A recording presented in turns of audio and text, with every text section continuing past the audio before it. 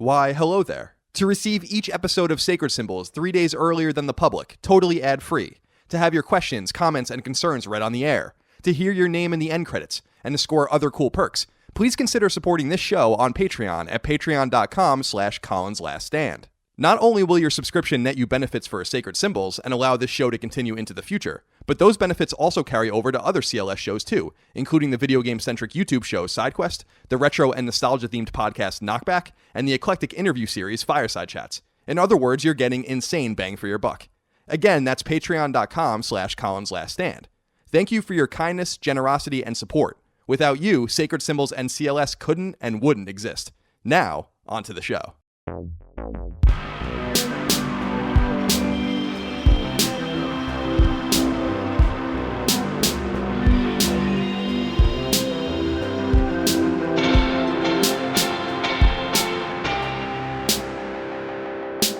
Greetings and salutations. Welcome back to Sacred Symbols, a PlayStation podcast. This is, I believe, episode 16. My name is Colin Moriarty. I'm joined, as always, by my co-host, Chris Raygun.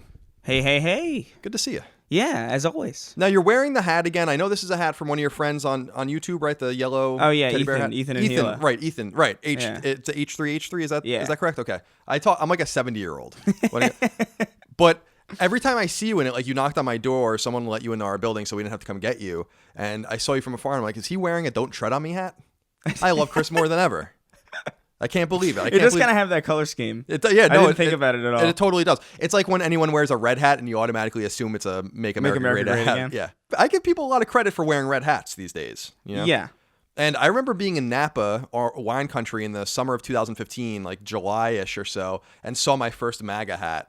And I was like, what in the hell is that? I've never seen a MAGA hat in the wild in an unironic context. Really? Yeah. Well, I guess because where we live and whatnot. Yeah. I've seen, I saw one video of it was a long time ago of somebody getting like punched or pepper sprayed or whatever for wearing one, but it was like actually like a play on the hat. It was actually opposing the hat. It was just the same hat in the same font, but it said like something that anti-Trump on it.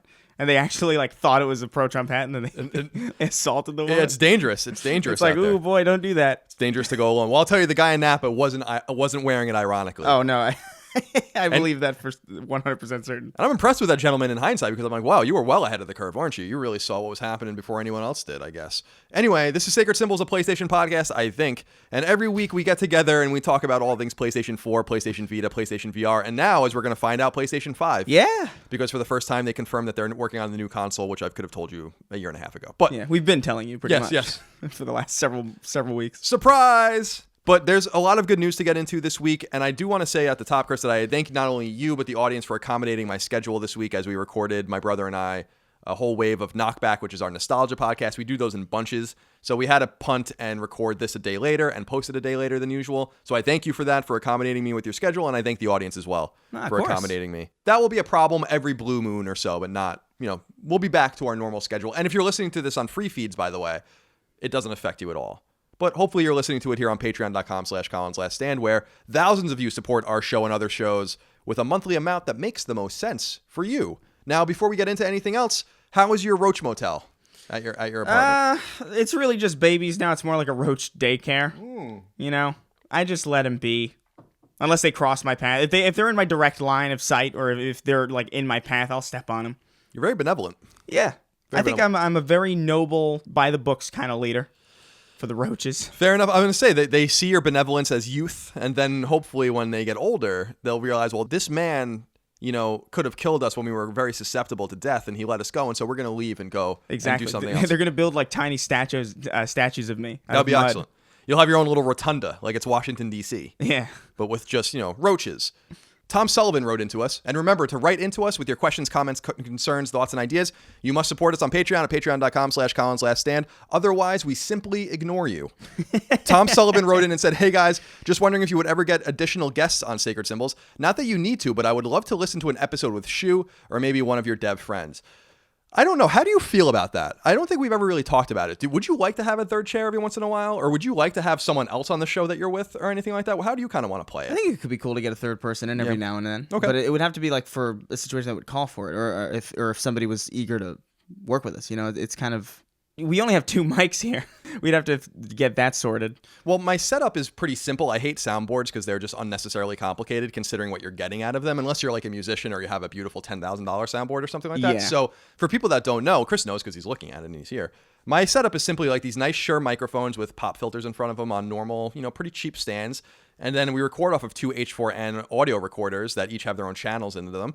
And so all I'd really need to do is to buy another whole setup, which would probably only cost a few $100s. So we can certainly accommodate that. Yeah. I like consistency. The shows that I listen to, the podcasts that I listen to have consistent groups of people typically, and I like that familiarity that breeds. And I think, the commentary that we hear from our show, Chris, is that our rapport is really growing exponentially as we do more and more shows together, and we're really getting each other's rhythms. And I listen to every show because I edit them, and I agree with that, that we're getting more comfortable. So the downside to bringing someone else in once in a while is that might be broken up. And I don't know that the end result would be worth it. And I don't want the audience to get mad. So continue giving us that feedback. What I would like to see, though, is you with someone else one day or me interviewing someone that we put as an interstitial in our, in the middle of the show, for instance. We can do something like that. Like a segment. Exactly. Yeah. So, yeah, it's an open-ended question. I'm not opposed to it, though. I'm certainly not opposed to it. But I do like two-man podcasts a lot. I really do. Ian Young wrote into us and said, it speaks highly of you two that I don't own a PlayStation of any kind and still listen to this show every week. Been listening to everything Colin since his days on Beyond and just getting to know Chris's stuff. Keep up the good work, guys. That's crazy. We appreciate that. And by the way, we're getting lots and lots of feedback, Chris, about people getting turned on to your video content over on YouTube that's unassociated with Colin's Last Stand and unassociated with Sacred Symbols. Yeah. And so hopefully some people you're getting some new audiences over there, some new eyeballs on the zany ass shit you're doing over on YouTube. Yeah, whenever I actually get around to actually posting. Well, I have to say, and I've said it before, and it's not just blowing smoke up your ass, because I'm really quite fond of and quite enamored with your content, and I think it's really impressive stuff. And so we've driven people over in that direction in the past, but I encourage people to go watch Chris's videos because they're really, really funny and really well done, very well produced stuff. Well, I appreciate it. And I love that people listen to the show that don't even have PlayStation consoles. Zachary wrote in and said, hey, Colin and Chris, love the podcast and can't wait to see where the two of you take it from here. My question for you is one about my go-to icebreakers. When you're shopping, what are 3 things you absolutely positively will not buy off-brand or generic? I like this question to start off the show today. Again, we always start with unassociated questions. Your brand loyalty, what are you loyal to as a brand, like that you'll never buy an off-brand or a different brand of something? Can you think of anything? I can't think of anything that I set out to specifically like. I guess like cereals. Sure. And controllers. I'm not going to buy a third-party controller, Right, you know what I mean? right. Like a Mad Catz. Yeah, you don't want that. You don't want one of those translucent Mad Catz that no. that are tethered to your console by like a 2-foot wire. No, you don't want any of that. Maybe like cleaning supply. I don't know. Yeah. I can't think of anything that I specifically set out to avoid. I'm a pretty big proponent of Heinz ketchup. I'm a pretty big proponent of Best Foods or Hellmann's, depending on where you are, mayonnaise, same company. Pretty big proponent of Crest dental products as well. I like Crest dental products. Is Crest Colgate or is... I think they're 2 separate companies. 2 separate? I think so. I could be wrong about that. I don't know. You're a Colgate guy? Is that what you're trying to tell me? Yeah, I'm a Colgate guy. We have a bit of a beef now. Oh, tell me about that. Oh, because you're Crest. Oh, we have a beef. I thought you were saying you have a beef with Colgate. We have a beef. No, it's like the Crips and the Bloods. Oh, geez. The Jets and the Sharks if we're living in the 60s and 70s. Well, that's fair enough. I wanted to do an episode, I don't know what it would be of one of my other shows about brand loyalty, because I think that people don't think about it. Like you were saying, like you don't really think about it, but I think people just are gravitating towards certain things in their everyday lives. Like people that buy Starbucks coffee every day, but if you brought them the Phil's coffee, they would never drink that shit or whatever. Yeah. And I don't think people really think about their loyalty to Starbucks until they find themselves in Phil's coffee. So it's an interesting kind of sociological experiment, and I appreciate the question, Zachary. And finally, Andrew Mattingly, no relation to Yankee great Don Mattingly, wrote in and said, our bagel sandwiches. How do you feel about that? Jesus Christ. You're starting to get upset. Andrew, what kind of ancient pyramid magic have you been meddling in that allows you to achieve the perspective necessary to ask this question? I can't even visualize a reality where like I could perceive a bagel to be a sandwich. Like with soup and cereal, I kind of get, at least there's like some semblance. Interesting, because I don't understand. It's weird because the soup and the cereal question we got, which was just one of the worst questions that I've ever been asked in my life, I didn't understand that one as much as I understand the bagel, because a bagel is not inherently a sandwich, but you certainly could make a sandwich out of a bagel. Right, but it's bread. It's a lot of bread. It's a lot of bread. It's like 4 or 5 slices of bread. It's so bad for you. Overcooked plain donut. It's not a sandwich. Yeah. Are you a fan of bagels? Yeah. Oh, yeah. Okay, good. good. No, I didn't mean it as a slight. Oh, okay. I'm just saying what it is. It's just like a chunk of dough. You're in the realm of facts, is what you're saying. Yeah. Basically, I understand. Well, thank you for your questions. You guys asked some really horrific questions about poop and all sorts of other things. Didn't use them this week. Maybe you guys can keep submitting them and we'll use them next week. But I thought I'd be a little lighter this week. I was talking to my nephew, who's 12, I think now. I think he's in 6th, 7th grade. When he was like, "Oh, I listen to the podcast every week," and then you're like, "Oh no." Yeah, he listens to Sacred Symbols and Knockback and all those things, and I'm like, "Oh dear." It's always a problem. Sorry about that. All right, Chris, let's get into what we're playing. Sure I will thing. start real quick and say that I've been playing nothing. The last 10 days or so of my life have been some of the busiest that I can remember. Let me put it this way. In between the last time you and I recorded Sacred Symbols and now, I've recorded, I think, 14 podcasts. So I've had no time to play anything. Unfortunately, I've messed around a little with Mega Man 11's challenge mode, but other than that, I've not been playing anything. So I leave this to you. Tell us what you've been playing. Right. So I've been playing a little bit of Black Ops 4. Call of Duty Black Ops 4 in stores now. Yes. I haven't played a Call of Duty game since Modern Warfare 2. I've kind of like sworn off the franchises because it got to a point where I was like, okay, well, this is really just because I'm a very multiplayer centric guy. So when I was playing it, it dawned on me that it's a game all about engagements that come down to, oh, he saw me first. I'm dead now because the kill times are so quick. And I thought that maybe 10 years after that game came out, with 10 years gone from the franchise, not having spent time playing it, I thought maybe that it would be a little bit different a decade later. It's really not. The multiplayer is just as frustrating. I think even more frustrating because a lot of people are really try hard. People are trying to like play like they're on like Twitch, like they're ninja or something, and it's just like, oh my god, this is really frustrating. So I kind of hated it, but I tuned into the zombies mode, and I had a blast. And I was just playing with like bots, just me and just a bunch of AI controlled friendly AI. And I had a blast. And that's like a horde mode kind of thing? Yeah, it's like a horde mode, but there's like waves and like this progression through it, and it's like weird and wacky, and there's like the aesthetic of it is really interesting. There's specifically the scenario that I played just last night was this Titanic scenario where you like kill a wizard on the Titanic and he summons a bunch of zombies and the boat is crashing against the iceberg and it's sinking and you got to fight. It's really kind of cool and stylish and interesting and weird. And it's not something that I typically associate with, a modern military shooter. Sure. So, yeah, I'm of two minds about it. It's like half of Black Ops I really can't stand, and the other half I actually kind of really, really, really admire. How much of Black Ops 4 hinges around the kind of battle royale thing? Is that literally half of the game, or are there different, more traditional modes? The game, well, because there's no single-player campaign now. Right. It's almost exclusively kind of a multiplayer or a co-op experience. So there's traditional multiplayer, which has, team deathmatch, free-for-all, domination, capture the flag, these kinds of control, I would say typical competitive FPS game modes. And then there's the Blackout mode, which is that battle royale. I don't like it. I don't like battle royale. It's just roaming around a huge map that has nothing in it and then dying instantaneously. And even if you win, it's like, oh, well, I guess I'll just do that again. I don't know. Battle royale just does not interest me at all. It's not speaking to you. It's not speaking to me, so I'm kind of indifferent to it. It's there. It's cool if people like that, and more competition for Fortnite and PUBG is good. It's weird because it's a trend that's being copied a lot, but it feels like there's not a lot of it to really compete with those two. So, I mean, it's good that it's there in that respect, but zombies to me is where the game truly shines. And in my opinion. You mentioned the missing campaign, which is what my turnoff is from the game. Is that something you miss? Did you ever really care a great deal about that with Call of Duty? No, I was never really a huge fan. I played Call of Duty. I played the original Call of Duties a lot, like 2 and 3. And I think Big Red 1 was one of them. Is that the name of one? Yeah, Big Red was one of them. Yeah. Big Red 1, I think. But Call of Duty 4, I played the campaign. It was fine. I didn't really remember much about it. Modern Warfare 2, I did the same thing. They never really grabbed me in the way that other FPS campaigns did. That's fair. That's fair. And my other question for you about this, because you were mentioning kind of the nature of the quickness, I guess, of Call of Duty, or like how quickly you die and the fact of being seen. This is differentiating itself from the games that you do enjoy playing online? Like, because I don't play multiplayer games online, so like Halo is different than that or something else? Yeah, it's the arena shooter mindset where if somebody does damage to you, you have a chance to retaliate because there's typically health involved. There's typically like a health bar, or there's a chance to retaliate. But in Call of Duty, it's like if you get hit from behind, there's no way that you're going to be able to turn around and react to that at all. It's less of a game of like people fighting each other and more just like, oh, I tagged you. I don't know. It just doesn't speak to me. And the thing that frustrates me too is that everybody's like, oh, that's what a fast-paced game is. No. Titanfall 2 is a fast-paced game. People like throwing black holes, people web swinging around, people like jumping into mechs and teleporting across the map. That's a fast-paced action game. Dying quickly does not equate to fast action. That's not the same thing at all.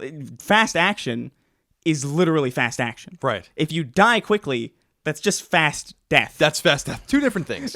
And death is not action. I don't know if you, it's quite the opposite. It's the antonym. In fact, it's quite relaxed as far as I've been able to tell. Okay, fair enough. Well, some good information about Call of Duty Black Ops 4 available now. And yeah, not a game I'm going to mess with at all. Would have been happy to play the campaign, but alas, there is no campaign. And I do wonder, because this game apparently is selling pretty well, there's multiple things that we can glean out of this, which is one, you and I have been talking a lot about how there's only so many pieces to the pie, and we look at it in terms of time spent, money spent, player bases. It seems like Call of Duty immediately is already taking a massive wedge off of this pie that we've been discussing that goes all the way to Q1 with Anthem and with we were just talking about the Division 2. So it seems like Call of Duty is winning this war from initially in the weeks before Red Dead comes out and obviously Battlefield 5. Mm-hmm. So that's one interesting thing. But the other interesting thing that I'm curious about, and I don't know that they've spoken on it yet, and I don't know why they would, is if the campaign is permanently not going to be in Call of Duty anymore, or if they'll one day go back to it. And I'm curious about that, you know? I'd imagine the next Call of Duty is probably well in development at this point. 2/3 done, I would assume at this point. Yeah, because it alternates between 3 devs, doesn't it? Right. I mean, I've heard rumors about the Black Ops 4 campaign and why it's not there, but I'd assume that if a Call of Duty game is currently in development for a next year release, I think it probably will have a campaign, because I don't think they would have had time really to react to the success of this one. Yeah, the rumors, as far as Chris and I know, and I think Chris and I are talking or hearing from the same people, is that there was supposed to be, and was that the intention was for there to be a campaign in Black Ops 4, and it was not finished and pulled. And I've heard disparate kind of things about if it was pulled because of, you know, they wanted to feature the Battle Royale, but I've also heard that it just wasn't coming together and it wasn't going to be done in time. So I don't know for sure what the story is there, but, you know, I'm glad that people are enjoying it nonetheless, even if it's quick in action and in death. Now, Chris, we have some news to get into this week. Some pretty substantial news, actually, about hardware, which is fun. Yeah. And so I say, well, let's jump right into it. Number 1, the next PlayStation, presumably PS5, has been confirmed for the very first time by Sony. Word comes by way of an interview with Sony's CEO Kenichiro Yoshida. He gave it with the Financial Times, and he said the following, quote, "At this point, what I can say is it's necessary to have a next-generation hardware. We will use the next 3 years to prepare the next step, to crouch down so that we can jump higher in the future," end quote. I like his little gaming terminology there. I don't know if that came through in the translation since he's obviously Japanese. Now, we have a lot of feedback about this. Before we even talk about it, I suppose we should just read a couple of these comments and it'll give us a place to start talking about this from. Mm-hmm. So Benji White wrote into us and said, "Greetings, Colin and Chris. There seems to be a lot of speculation and thoughts on when the next-gen consoles will be released, so we know the so-called PS5 is on the way. But Infinity Ward recently did a whoopsie in their advertisement for a new career role in their studio, reading, quote, "Come work with the game industry's brightest on an exciting, unannounced next-gen title," end quote. We know it's Infinity Ward's turn to make the next Call of Duty. So my question to you both is, firstly, what are your thoughts and feelings towards the next-gen PlayStation and when it will be released? Thanks for everything you guys do. Keep doing what you do. Appreciate that. What do you make of this from Kenichiro saying that they're going to use the next 3 years? This indicates that we're looking at a 2021 release. If you look at 2021, I don't believe that that's true. I can't imagine that we're going to get the next console in like the fall of 2021. I don't think. I think what he means is the next 3 years, as in 2018, 2019, and 2020. Is how I would probably interpret that, because I think 2020 is probably the safest. There's no way. I would believe 2019 before I believe 2021. I would actually believe that as well. And knowing that next-gen games are in development, have been in development for a while, and will certainly be ready before, you know, that far-flung 2021 date, should you read him more literally, I think you're probably right. And I think they're being cagey and strange about it intentionally, although I was surprised that he brought it up at all. That must have been intentional. Yeah, it's weird that you would you would give any amount of specific time. That almost robs any kind of surprise out of it. Like, Microsoft's been pretty open about like what they're working on, but they've been pretty cagey about the details about like the whens and the whats. You know what I mean? Indeed, yeah. And I wonder if that was kind of the initiative, right, Chris? Which was say like, there's a lot of buzz in the hardcore community about how Xbox is openly at E3 and elsewhere talking about their next console and how it seems to be maybe imminent, and they're making a lot of purchases of developers, and they seem to be really building and preparing for something. And so we need to do something and say something, especially in this kind of weak time for Sony, not in terms of first party engagement, certainly not in terms of sales, but in terms of optics. Like they're just not saying or talking about anything, and it's boring, frankly, as a PlayStation fan. So I think there was intent behind that conversation, the conversation that he had with the Financial Times. But Max Carlson wrote into us on Patreon, as you can too if you'd like. He said, what are some must-have features you want the PS5 to have other than backwards compatibility? Now we can start talking a little bit deeper about PlayStation 5. You know, it was just a few weeks ago where I was like, I'm tired of talking about this thing. No one knows what it is. Like 2 weeks ago. Yeah, so it's like, all right, now I'm already wrong. I should just keep my fucking mouth shut. But what are some of the things, Chris, that you'd like to see with the console, other than obviously the vaunted backwards compatibility that you and I have beaten the drum? Yeah. The skin on the drum needs to be replaced. We beat it so hard. So. I would love if it launched with a $100 peripheral that bumped the price of the main unit up, that you had no choice but to have. Oh, so very much like the Xbox One, you're saying. What? I feel like back compat is the big thing for me, personally, because like you're not going to get new hardware if you can't use your old stuff on it. I think that's really all I would want. I'd want, obviously, the machine to run better.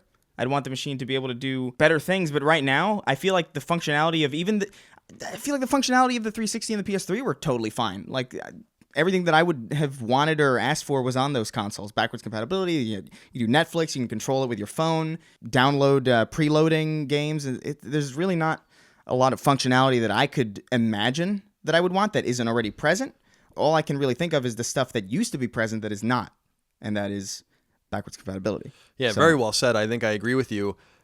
The PS4, in a lot of ways, doesn't even do that many things differently than PS3 did. It just does it in a more robust fashion. It's more powerful, has more functionality. You can have more apps open, so you can have like Netflix open with your game and all that kind of stuff. It suspends games. So there's a lot of like really cool, convenient quality of life things that are in the console. Yeah.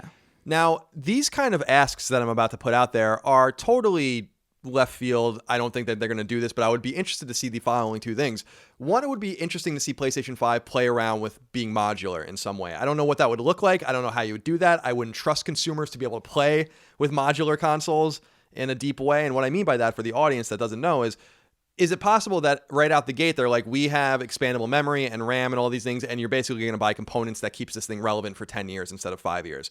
That's a possibility. I think that would be interesting. I think that would give them a lot of legs, but it makes things complicated, and presumably it can make things expensive. The other thing would be, what about some sort of Vita-like or Switch-like tablet that comes with or is optional? Because you were joking around about, let's add this thing in that adds another $100 to $200 cost. So you don't want to force a tablet-like thing in there, but wouldn't it be cool to have a Switch-like device that would play with PlayStation 4 or PlayStation 5 rather in a very intimate way? So those are the two things. Yeah.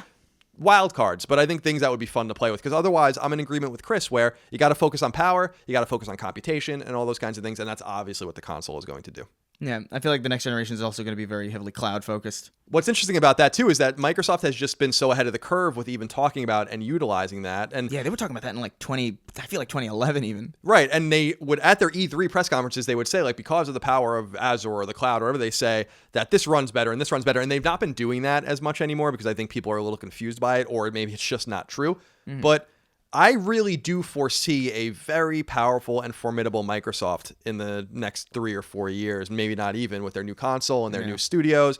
There's rumors that they're going to buy Obsidian. I don't know if you saw that, which is crazy, and I believe it. And so they're getting serious, and they're getting dead serious with, you know, the studios that they're buying. Now, Obsidian is by far the most famous of those studios that they purchased, and I'm saying purchased, rumored to have been or are in line to purchase. I shouldn't say it's a done deal yet. Who knows? But it's reported by Kotaku, and I'm sure that it's true.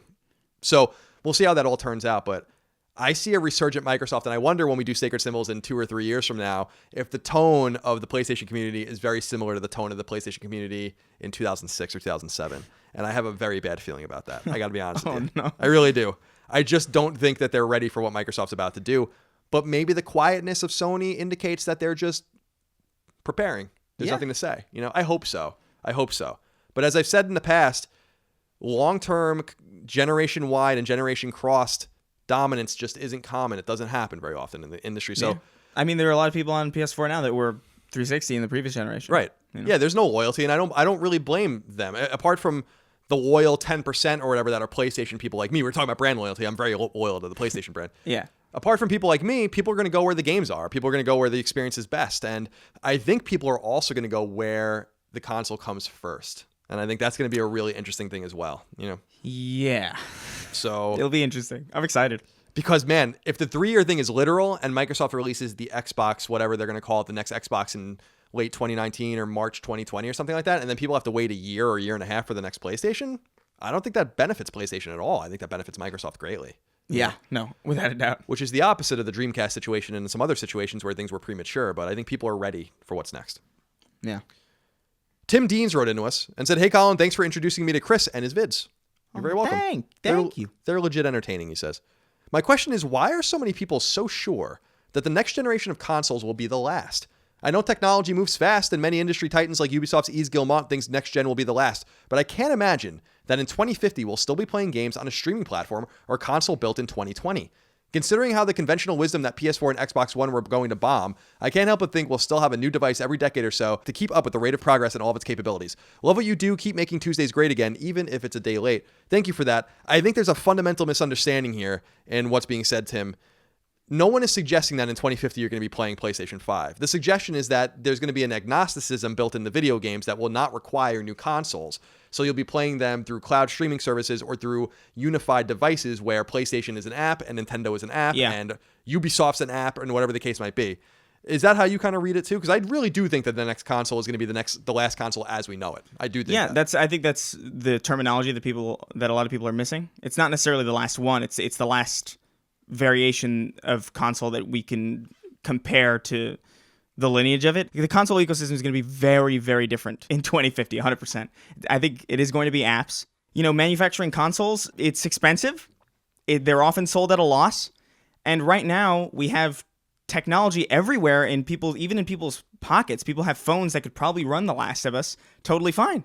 And so when you look at it that way, it's like, why not just spend less money making hardware and just utilize all of this incredibly powerful technology that is ubiquitous, that everybody owns, and just leverage that install base and just have an enormous audience, and just through an app or just through like a sign-in service.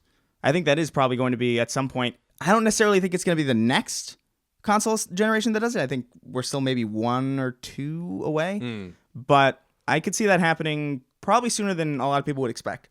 Yeah, I think that it's going to require a lot of what I always make fun of Nintendo with, which is like swallowing your pride and understanding that other people can make hardware better than you. Like, no one denies that Nintendo's hardware is mostly deficient compared to its competitors. No matter what you feel about their first-party games and their ability to provide entertainment, that's a totally different thing in which they excel. And so I think that it's exciting, the prospect of saying, like, you know what, we'll rely on like the guys that really know what they're doing, like Apple or Samsung or companies that like make beautiful smart TVs, and then PlayStation becomes a downloadable application in which you kind of can maybe get your PS3 and Vita games or something on there all the way through the new thing. And so I encourage people to think about it in those terms because it's so foreign to us to not think that way. But, you know, Chris is playing with his iPhone in his hand right now, and, you know, it was only 10 years ago that was unimaginable about how much that changed everything. So growth is exponential, and I'm not smart enough, or I'm not a futurist. I don't see things like Ray Kurzweil and, and you know, these guys. Everybody looks like idiots when they predict stuff. Right. I firmly believe that we're kind of in the infancy of this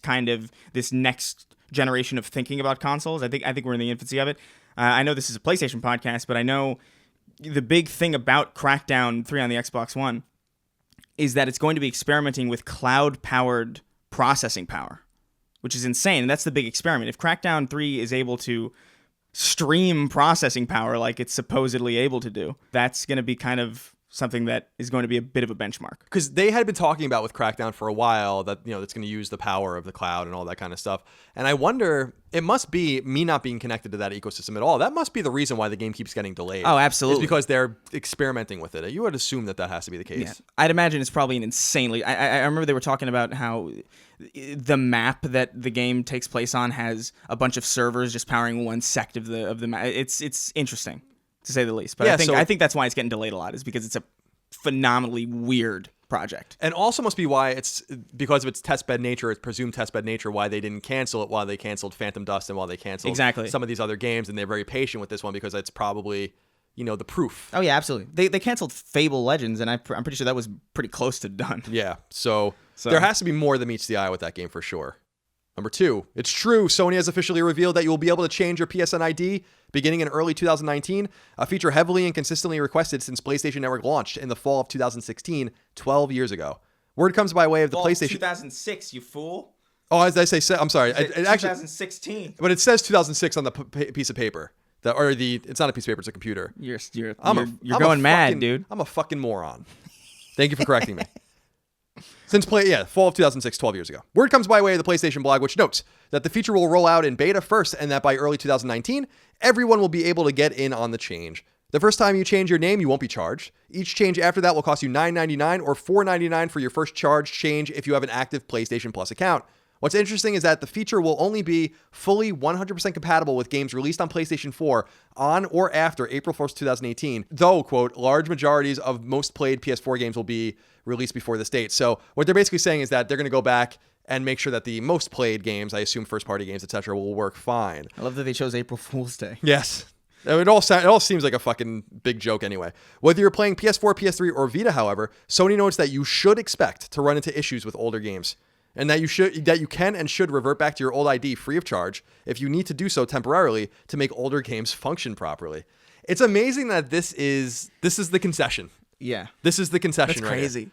Now, I don't anticipate, Chris, and I don't anticipate that this will, especially for me playing single player games, that this will matter. No. But what I think they're saying is that if you play online games on PS3, for instance, that you might have some issues, you might have to revert back, and that they have to bake that into the cake, basically being like your old name is going to be retained in case you need to change back because it just won't work with this new thing. And I can't believe that they didn't get this in line for games before 2018. I really thought for a long time that all PS4 games were going to be fine and that PS3 and Vita were the real holdups, but that's not the case at all. It's almost the entire catalog of games. It's actually kind of nuts. This is the concession that's being made. Oh, it's unbelievable.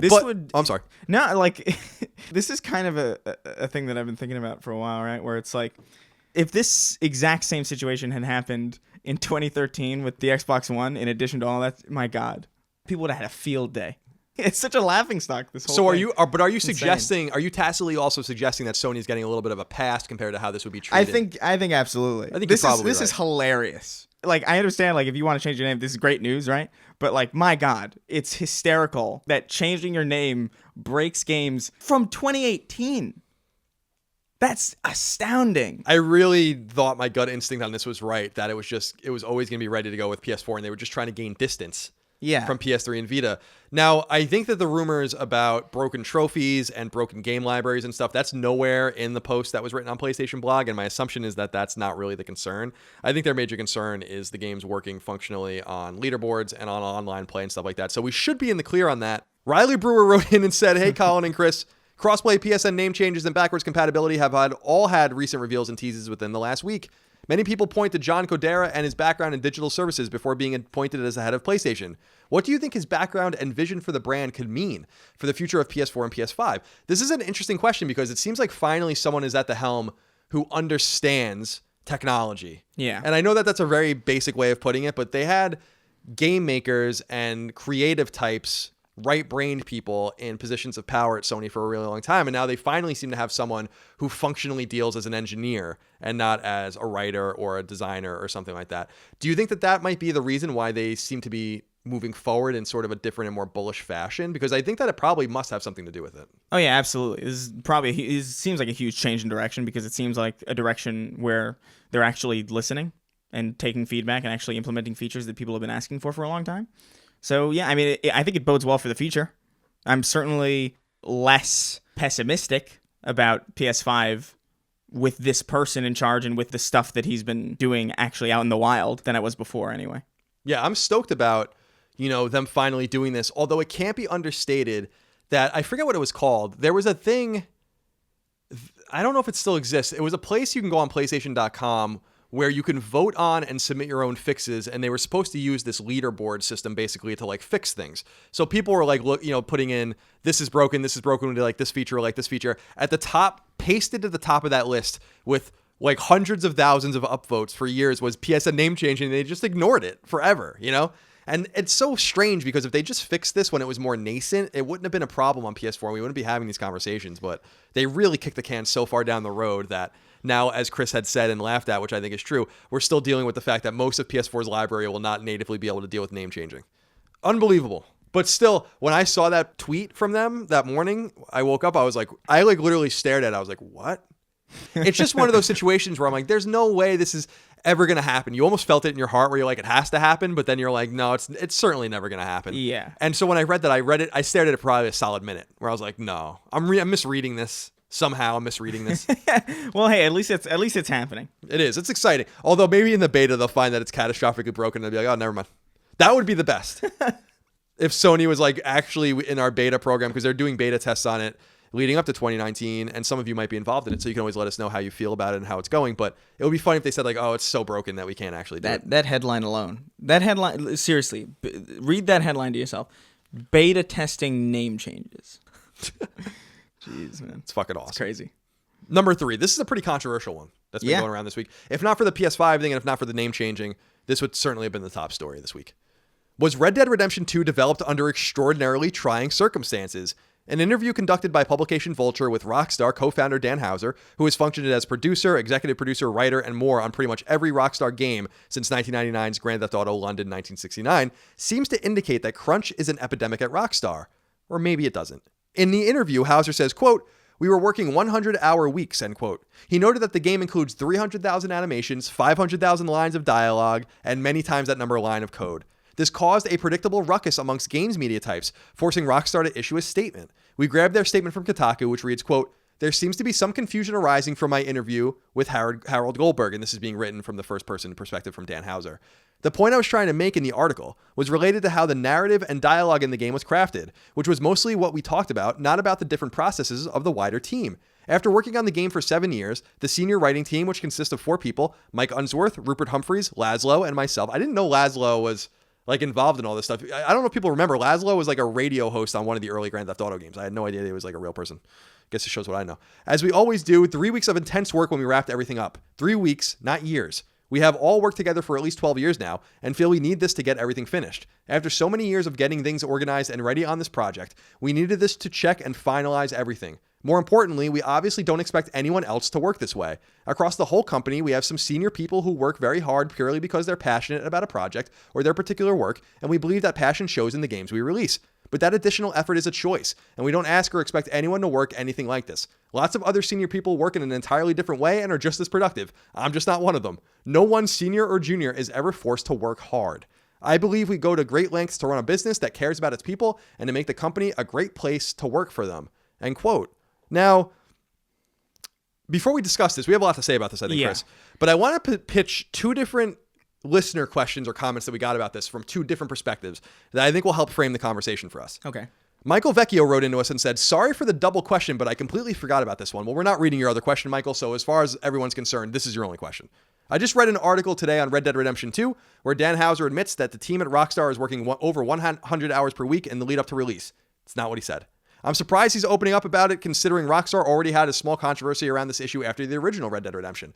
I'm not going to lie and say that it's going to stop me from playing the game, but working excessive hours away from family is definitely a miserable situation for anyone, and I sympathize with those affected. Just wanted to hear your thoughts." On the other end, Robert Byers wrote in and said, "Had a question on the 100-hour work week's focus around Rockstar today. Maybe I'm in the minority, but what happened to being passionate about a project and putting in the blood, sweat, and tears to see it through? If this was being done 50 weeks a year, yeah, that's probably not good. But is it really that bad in 2018 to be willing to give up something to see something through? From people's reactions, wouldn't that mean they'd be mad at you putting in all the time to get CLS where it is today? Just tired of everyone having to be treated with kid gloves these days." End rant. Chris, give me your thoughts. Well, you said he was a part of the previous question. The first question was kind of mistaken. And that was specifically that people had the assumption that this was 100-hour weeks leading up to release. This is the narrative team for 3 weeks at a certain point in development time. Right, finalizing the lines of dialogue. Right, exactly. That alone kind of makes the whole story kind of skewed because I feel like every tweet or every statement that I've read about this has been totally ignorant of that part of that fact. This whole thing is weird to me because I'm a very burst-oriented worker. If I'm trying to come up with something, I'll think of an idea, I'll write it out, I'll write a script. Once I'm done with that script, I will then film it. Once I am done filming it, I will then edit it for hours, days. Sometimes I remember the longest editing spree that I had was like 15 hours. I edited for 15 hours and then like 5 more hours the next day. And then I put it out, I do all the metadata, and then that's all done. That is a burst of work that with very little sleep, because that's just how I work. There's going to be the reality in any creative endeavor where people just work that way. If people are being forced to work that way, that's a problem. You can't force people to work overtime because ultimately I think at that point you're just getting inferior work. The quality of the work will not be as good as somebody who actually wants to stay and make the product something better. But I do think people are really, really overblowing this. I agree with you. And when I saw the headline, because I was busy in the middle of recording Knockback with my brother and taking care of some other things, so I was only able to see the headline, was not able to read the story at that point or anything. And I immediately said the same thing where I'm like, there's no way he said that everyone's working 100-hour work weeks. There's a reason why I'm saying that, first of all, and I like Dan Houser and I love Rockstar. I think they make great games. I don't even believe that they're working 100-hour work weeks. People have to understand that that's 14 hours a day for 7 days in a row. I don't believe that's what's happening. I think it's probably being overstated, and I think it was probably meant to make a point. And maybe it's hyperbolic. Probably. Yeah, exactly. It's probably hyperbole, and it's probably something to indicate that those weeks for the writing team and the narrative team was extremely difficult. And yes, you hear stories constantly about crunch and kind of the weight that's put on the shoulders of creative types, and you don't only hear that in terms of the sacrifice meant in games industry and games development, but you also hear that in movies, you hear that in animation. My brother's an animator, and you hear a lot about that sacrifice. And I think that we're conflating two different things or multiple things. I think that if at Rockstar, if they're saying like you're working 80 hours a week when you work here, I think that that's wrong unless they're being compensated for an 80-hour work week, in which case that's fine. But I do take the point that in creative fields and in creative endeavors, a lot of people are so passionate about it and they want to get that animation just right, or they want to get that piece of art just right, or that music just right, or whatever the case might be, that they'll lose track of time or they'll dedicate and dump time in and sacrifice. And, you know, divorces in the games industry and all that kind of stuff, they're not terribly uncommon because people just sacrifice. He brought up building CLS. Well, I work no less than 60 hours a week. And I think a lot of people would think that was crazy. And as I said at the top, this last 10 days have been fucking insane for me. Like, yeah. I don't have time to play video games. I mean, that's an incredible kind of thing for me because I usually like to kind of mellow out and do that. So I think people are getting mad over a misstatement or a miscommunication or something that was ill said. And I don't think it's reflective of Rockstar's environment. And I think if they were working 100-hour or 80-hour work weeks there, you would have found out about it by now. So yeah, no, 100%. I think and these guys don't really give interviews that often either, if I'm not mistaken. And expect even fewer of them moving forward. Yes. Yeah, but like it's tricky when you're reading a transcript of what somebody says because you're missing the tone of it. Like I don't know what tone he delivered that specific line in. I don't know like if it was a sarcastic tone, if it was a hyperbolic tone. That's half of the language kind of gone when you're reading it on a headline. I would just ask everybody to just kind of, when you see a headline like that, immediately be suspicious or read through it. Just read through what the story is that the headline is derived from, because oftentimes it's totally mismatched. I just think that there's two different things. I think working hard and being a workaholic and putting your all into something and making sure it all works and all that kind of stuff in a creative field and in a creative endeavor makes sense. And I don't think that normalizing that culture is the right thing to do. But I just think people are like too eager to jump on things. And I remember when I was in college, I slept in the editing bay for 3 days because I was trying to get this student film finished that I was really happy with. And now I lost it. I don't have that film anymore. Oh, that's too bad. Yeah, it sucks. You know what I think it's kind of equivalent to is, it might be equivalent to like being a football coach or something like that, where like you put in the time in the film room and you study and you put in time with the kids and work out and all that kind of stuff. And the time that you put in is kind of commensurate to what you get out. And you often hear that. I'm a big NFL fan, as everyone knows. You often hear that like NFL season from preseason through the playoffs is just a dead zone for people and their families. They're just gone. They're just out. They're gone. It's a means to an end to make some money for your family, for comfort later on, to have some downtime later on. You work in the moment. You know, Hauser's not going to be working in December. He's probably not going to be working in January. He probably won't be working for a year after this. So I just don't begrudge people their hard work. And I just am so mad at the predictable outrage over something that I think was probably misspoken and didn't seem to be indicative of the hundreds of people that made this game. And I just don't understand how we always jump to the nth degree and always get really angry and really upset about things that we don't really quite understand and don't have all the context of. And the story, by the way, would be totally different if it comes out during the week and we record the next episode. If it comes out that someone at Rockstar says, by the way, they forced us all to fucking crunch and work 100-hour weeks, then I'd be like, okay, that's messed up. Yeah, that's different. If you're not being compensated for that, if you're being threatened for that, then that's different. And I like his self-deprecating shit where he's saying like, there are people that work normal hours here that do just as much work as I do. I'm just not capable of doing that. And I like that. Yeah. No, he knocked himself. Yeah, good. Exactly. So I don't know if that's the way people expected us to come at it, because I know a lot of people are dying on their crosses about this, but you're not going to be finding that here on Sacred Symbols. But since we're talking about Red Dead Redemption 2, Chris, and since we're talking about Rockstar, let's take a few more questions. For Federico Saravia, I'm sorry if I mispronounced that. So hello, Colin and Chris. My question is about Red Dead Redemption 2, specifically the mechanics of the game. It's been announced that the appearance of the protagonist has a significant impact on gaming. His hair grows and must be cut in a barbershop as well as his nails. He, meaning the player, must take regular showers and wash his clothes, not to mention the horse bonding mechanics and other stuff. My question is, do you feel that we are sacrificing fun for realism? When is it too much? I feel like it risks losing the freedom of an open world game. Love the show. Keep up the great work. I got to be honest with you. I didn't know that because I've not been reading too much about the game until I read his question. And it immediately reminded me of San Andreas, the 2004 PlayStation 2 game, Grand Theft Auto game. What do you make of this? What do you make of this whole thing where you kind of have to keep yourself up and all that? I think people have different ideas of fun. You know, it's an entirely subjective thing. Like, I personally, I'm more of an action kind of reflex-driven kind of person. Like, I like fast, like Titanfall 2, or like even if you're looking at like retro stuff, like maybe like Tetris or Dr. Mario, like thinking quick kind of things, like reflex-driven stuff. I don't do well with meticulous things. Like, I can't play a Harvest Moon game. I can't play like an Animal Crossing. Like Stardew Valley or anything. Yeah, like that. Stardew Valley. I don't have the patience. But, you know, there are people who find enjoyment in that. There are people who find enjoyment in being completely immersed in a world and kind of role playing in that world. And like, hey, if I got a shower in this world, hey, that's fun to them because it's another level of immersion that you otherwise you wouldn't have that in like Call of Duty. You know what I mean? Right. Try showering in the real world, nerds. No, I get what you're saying though. Some people really like character customization and all that. While I see people sometimes staying for hours in the Mass Effect or Bloodborne character creator, and I literally just go to like default character and just get right into the game. I'm like, whatever, male default. Yeah, people just have different ideas of fun. I personally, I saw all that and I was like, that doesn't make me happy, personally. Is it forced? Do you have to do that? Or? No, I think there are penalties to it. I think people will probably react to you differently if you smell like crap. That's pretty. I mean, that's interesting. Yeah, but I'm happy with. That's fine. That's fine to me. You want them to react like that. Yeah. Yeah.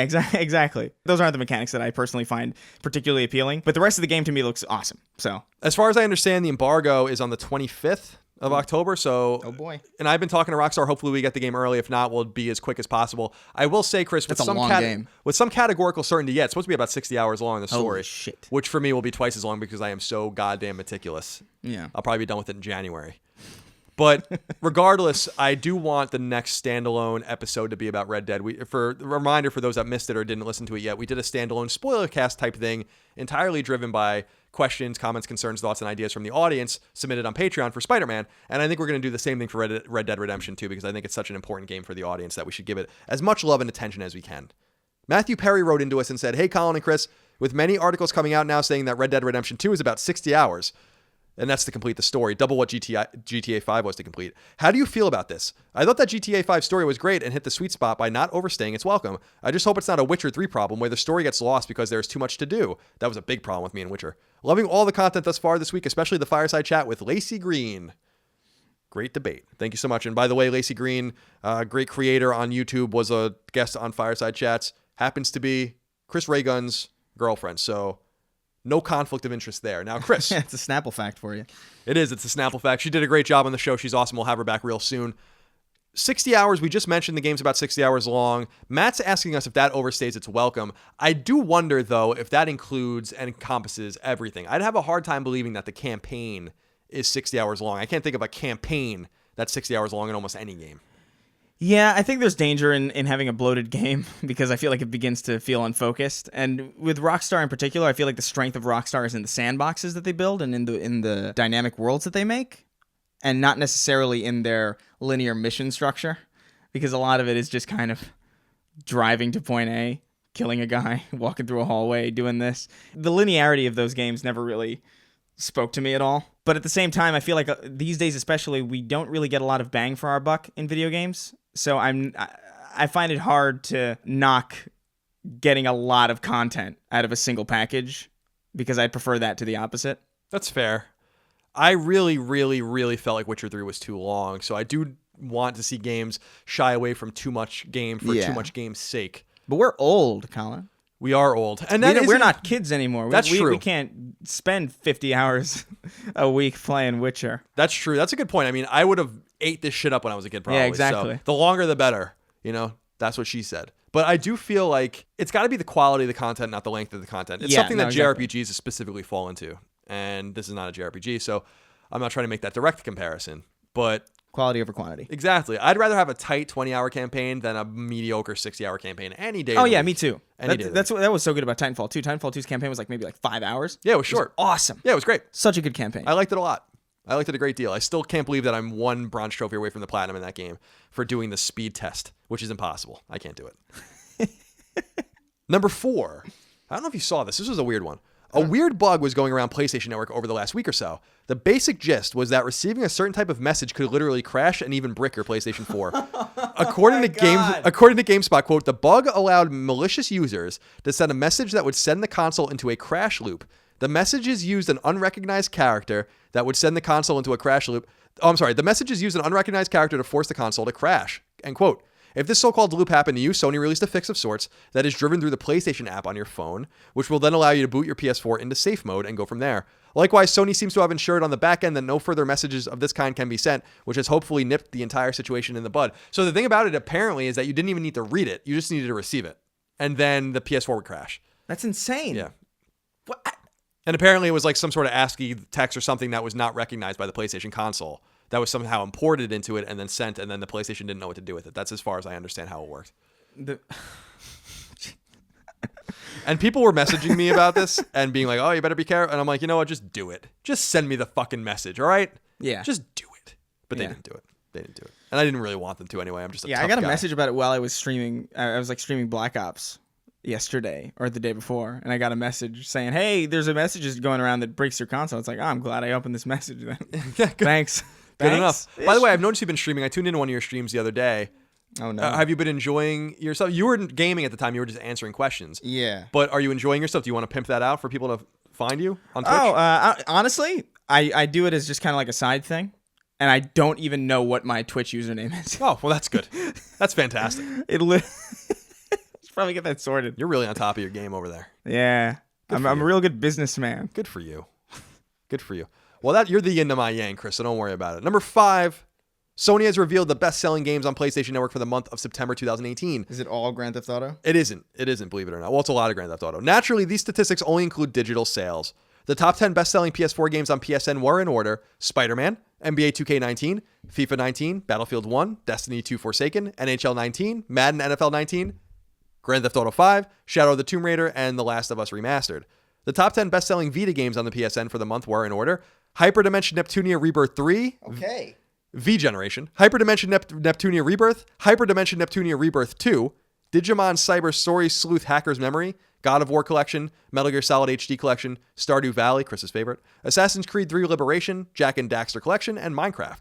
The top 10 best-selling PSVR games for the month were in order: Firewall Zero Hour, Superhot VR, Creed Rise to Glory, Job Simulator, Rick and Morty Virtual Reality, Batman Arkham VR, Moss, PlayStation VR Worlds, Until Dawn, Rush of Blood, and Catch and Release, which was one of those 2 fishing games that we were making fun of. And finally, the top 10 best-selling PlayStation classics for the month were in order: Grand Theft Auto San Andreas, Bully, Destroy All Humans 2, The Warriors, Grand Theft Auto The Trilogy, Destroy All Humans, Grand Theft Auto Vice City, Psychonauts, Red Dead Revolver, and Metal Slug Anthology.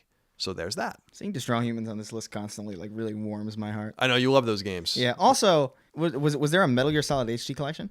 Yes. If I'm not mistaken, you can't play those on PS4, right? No, they're only on PS3 and Vita. They just came to backwards compatibility on Xbox, or they're coming to backwards. Nice. Which means you can play the Metal Gear series on Xbox, but not the most recent PlayStation. Yes, indeed. That's indeed what it means. This is the reality that we currently dwell in. It's a bizarre reality. It's only going to get weirder. It's a fever dream. It's a clown car fever dream.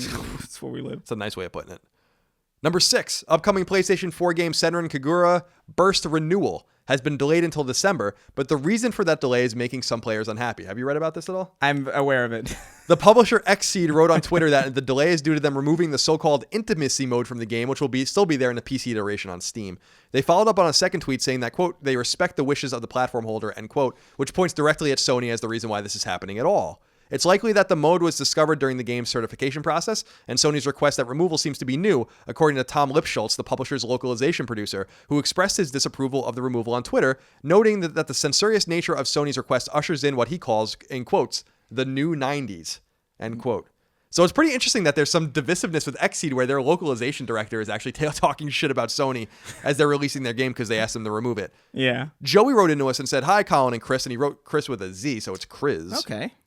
Thanks for giving us the best PlayStation podcast. You're very welcome. I have a question about the recent announcement that Xseed is removing the intimacy mode in their upcoming Senran Kagura game in the PS4 version only.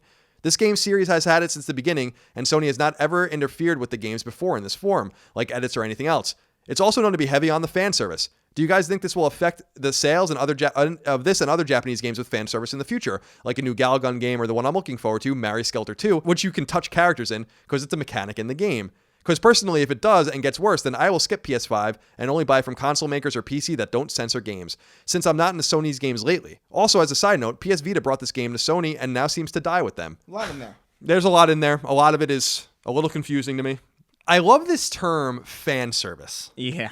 That basically just means sexuality, usually in an inappropriate way in Japanese games. That's what the entire term means. And it's in anime also. Right. Yeah. So it's Japanese-centric anime and video games based on anime, I guess, with inappropriate things in it. And yeah, I don't know. I don't really have a problem with it being in the game. I don't really know the exact nature of it, as long as it's not overtly illegal in any sense, whether it's whatever the case might be, right? I guess it's fine by my standards, but I understand that the stakeholder has a right to say we're not going to do this, and Xseed has the right to say that we're not publishing the game, and they still are doing it. They're removing it, so you know, it's a ping pong game. Somebody sent me a video of what the intimacy mode is, and it's what is it? Tell me about it. Be as specific as you can. I don't know if I can. It's just like these tiny hands that like. You can just basically touch all over this anime chick. That's basically what it is. And does she like moan or something like that, or is it? No, it looks honestly, it looks like a 3D model rig thing that you just kind of mess around. I don't know. It's pretty inoffensive to me. My personal opinion is I feel like you should just leave games as they are. You shouldn't really censor them in any way. And if they're gonna hurt the sales of the game, that should be on the developers. That should be on them. Then I doubt it's really gonna hurt the sales at all, any which way. I would prefer that games remained as uncensored as they possibly can be, because I don't really see that huge of a need to censor them. But I'm also not really that passionate about this. I don't care if this you don't have a passion for Senran Kagura. I'm sure I'm saying that wrong. I'm sure I'm saying it wrong. All right, Japanese game fans. I make no bones, no skin off my nose if this mode remains in the game or not. Like, I don't care at all. But as a principle, yeah, try not to censor games. Just leave them alone. I remember playing and reviewing at IGN a Vita game called Monster Monpiece, which is this really inappropriate card game where you have to turn the Vita sideways and like rub these girls, these like women, like really fast, and it was so fucking awkward. Yeah. But it was forced to do in the game. But then I was like, all right, well, it's awkward for me. I chose to review this game. It's clearly not a game for me, but if someone else wants to enjoy it, that's fine. Yeah. I just think there's different expectations in that whole genre and that whole kind of Eastern sphere of game development. And it is weird that Sony's kind of getting involved in that more often, although I don't think it's the first case of them doing this, because I recall that there was some sort of like, I don't know if it was like a dating simulator. People will write in and remind me. It was just a month or two ago that Sony basically declined certification of a game that was like a dating simulator, but it was some sort of predatory thing where like it was like, you know, a ladies' man kind of thing. Oh, right. And they wouldn't allow it to be published on their platform. And it seems like recent? Yeah, like the last couple months. Yeah. I forgot the name of it. So it seems like they're getting a little more stringent with their games. The interesting thing about this, although I don't know that it's worth Microsoft making a play, is if Xbox tries to woo some of these publishers that typically develop their games on PlayStation platforms and PC and says like, you can have it on ours and we won't censor you, because people will come over. Like this guy's saying, if he is emblematic of any number of fans in those genres and subgenres, then maybe people will jump ship, you know? If they basically say, hey, we'll have your pervy fucking Japanese games over here on Xbox and you can play them censored on PlayStation, or you can have them as they're intended on our platform. But I don't know if that's a play they really want to make. I don't know if Microsoft wants to go out there and say like, hey, we'll take your pervy shit. Yeah, maybe not. Maybe not yet. No, yeah. Not yet. We'll see how desperate things get. I want Phil Spencer to do that on the stage at E3 next year. He gets on stage and announces an intimacy mode for every first-party Xbox. Yeah, exactly. All first-party Xbox games will now have their own intimacy mode. You can rub Marcus Phoenix from Gears of War's juicy pecs. And his junk. Number 7. It appears Sony Santa Monica is hiring for the future, and that future contains not one but 2 unannounced games.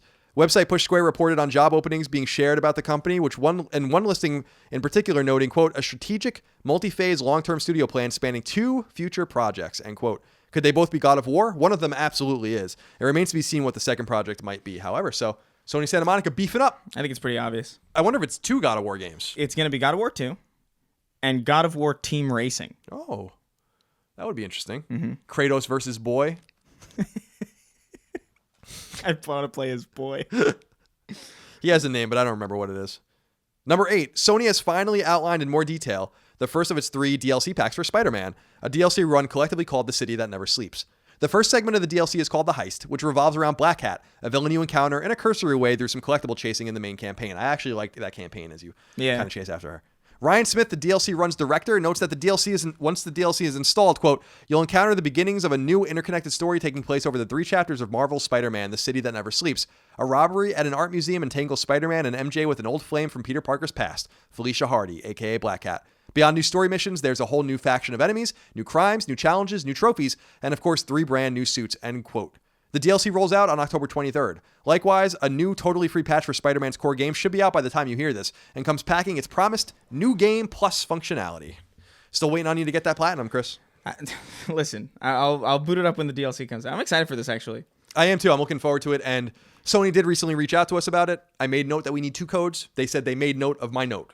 Okay, cool. So hopefully we're in good shape there. Sweet, yeah. No, I'm pretty pumped about it. Especially because it seems to be a callback, because I believe in Spider-Man 2 for the original PS2 and Xbox, the first mission that you do run into Black Cat in is an art museum robbery. Oh, interesting. So maybe she just has a taste for the finer things. Look at that. Alex Gonzalez wrote into us and said, hi, Colin and Chris. As I write this, I am currently on my first trip to New York City, and my God, is it amazing. It is an amazing city, isn't it, Alex? With a sequel to Spider-Man a given, how do you expand on New York? Do you add Jersey City, Queens, Brooklyn? Or do you go more in detail with the neighborhoods like Hell's Kitchen or Little Italy and make them feel more unique and different from one another? Thanks for making every day great again. Wow. Ooh, look at that. What would you like to see? We talked a little bit about this, but I think going to Brooklyn and Queens would be a nice step for the next game. Oh, definitely. What I want specifically is you can either go 2 routes, right? You can make Manhattan far more to scale and far more realized than it was in Spider-Man PS4, because it was, obviously it's not to scale in Spider-Man PS4. It's a bit scrunched together. It's a bit kind of weird. I think The Division is probably the only game that I've played that really gets the scale of Manhattan right. It's a shame that you only had access to like 6 blocks. Right. But they did a really good job of giving you that sense of scale, and like the buildings actually felt really tall. So I would like to see maybe just Manhattan expanded to a more realistic kind of scale, or get Brooklyn in there, get Queens in there. Just more boroughs would be nice. It'd be nice to cross a bridge in a Spider-Man game and actually end up somewhere. Absolutely, and I think also that, and I think I'm right on this, Spider-Man is from Queens in the comic books, right? Yeah. So it would make sense to get Queens, but unfortunately to get to Queens, you must also introduce Brooklyn. So it wouldn't be as easy for them to just be like, all right, we're going to throw Queens in there. Unless maybe it's like a subway, maybe you go back and forth between them. That way they don't have to build Brooklyn out as well, but my assumption is that we're not going to get anything new. They could quickly turn around a sequel in about 18 months to 24 months by using the same map. And yeah, probably. I think that would be a little lazy, and I would be surprised if they just did that, but they have something that they worked really hard on, and you would have to assume with Brooklyn and Queens geographically being about the size or even bigger than Manhattan, actually, that it would just take them forever to do that, and you need that much game, because some of the people are complaining, including you and me, that there's maybe a little too much in terms of, crimes and collectibles and stuff like that to deal with, and I wonder if that would make the game scope a little too big. Maybe. I would like to see Brooklyn in a video game. That would be cool. Really, that's really it. That'd be very cool. We'll see. Yeah. You're absolutely gonna get a sequel. Maybe we'll get co-op. Maybe Miles Morales and Peter Parker. That'd be insane. That would be insane, but I don't want co-op. Oh. Can't anything just be left alone? Can't I just play anything by myself, like I played The Division by myself? So, I'm such a lonely man. I'm such a lonely man, Chris. Hey, man, it's fine. Number 9. Eurogamer got its hands on a canceled Shenmue HD remake and has the videos to prove it. Better yet, Sega released a statement confirming the authenticity of Eurogamer's footage.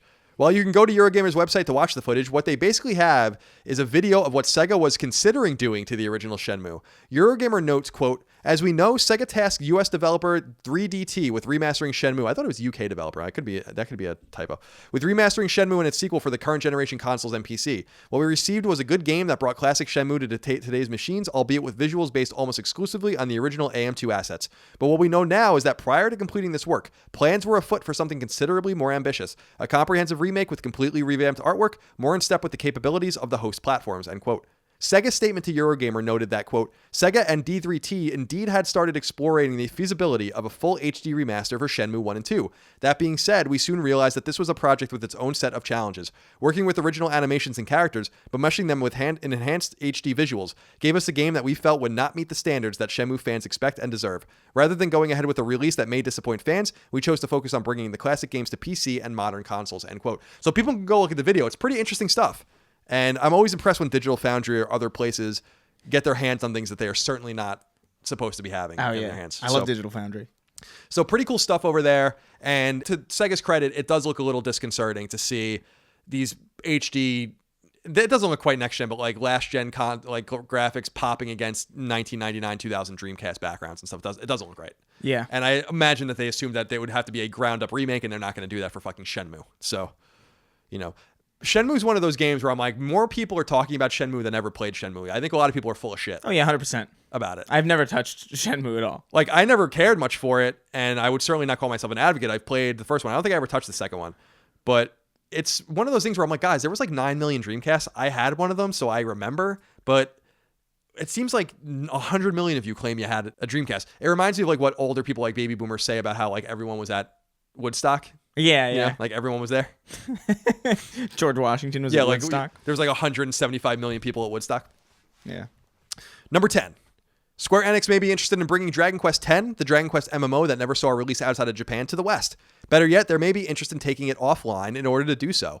Website Silicon Era reports that the series' executive producer, Yu Miyake, noted in an interview that, quote, "We talk about an offline version here and there, but I don't think it's impossible. It'd be great if we could introduce it to customers. Ellipsis. Dragon Quest X has plenty of rich stories, and I want to make something to share it with others, including those overseas," end quote. Dragon Quest X came to Wii in 2012, Wii U, PC, and phones in 2013, and PS4 and Switch in 2017, relegated entirely to Japanese audiences. So this is an MMO? Yeah, so... that is on the Wii. Yeah, so... the Wii U. Yeah. And phones. Yes.